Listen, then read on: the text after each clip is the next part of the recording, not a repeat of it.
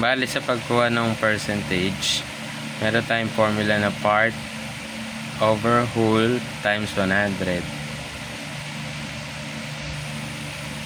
Bali, yung part, yun yung 3.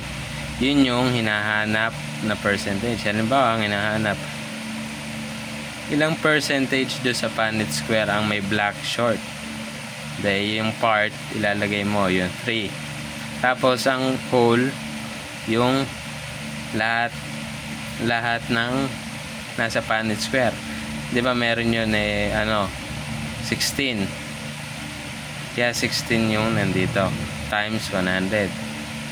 Kapag mano-mano ka nag-compute, pwede mo unahin ito, 3 divided by 16 times 100.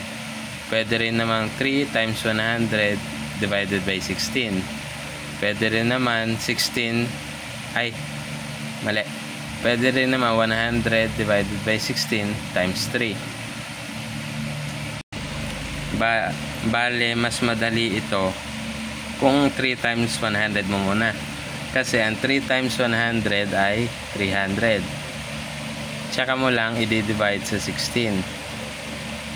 So, i-divide mo na yan. 16 divided by 30 is ilan 16 meron sa 30? Bale, ano lang, isa. Kasi pag nag 16 times 2 ka, 32 na yon. Kaya isa lang. Bale, 1 times 16 is 16. Tsaka mo ima-minus na to. Bale, 10, 4. Ito, 2 minus 1. 10 minus 6, 4. Then, 2 minus 1 is 1. Then, bring down mo 1, yung 0. E de, ilan na yan? 16. Halimbawa, 16 times 5. And then, ayan, 30, 5, 8. Oh, 140 kailangan Dagdagan pa natin. And 16. The 6 plus lang to. Plus 8, 9. Oh, dagdagan ulit natin 16. 12, 9, 10, 11. Oh, wala pang 140. Dagdagan ulit natin 16. Ay 8.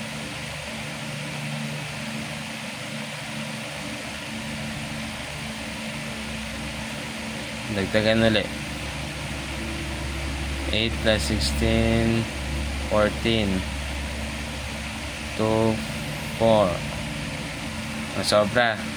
Kaya dito lang ang bibilangin natin. Bale, 5, 6, 7, 8. 8. Ang 8 ay 128.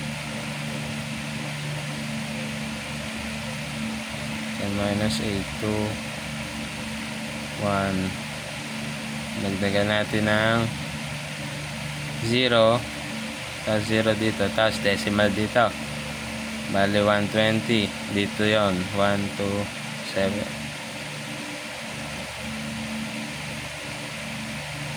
112. 112.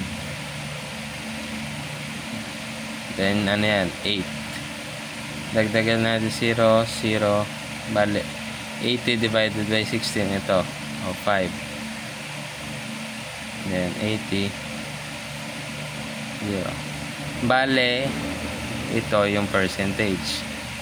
So, 3 divided by 16 times 100 is equals to 18.75%. Ito yung percentage ng black short.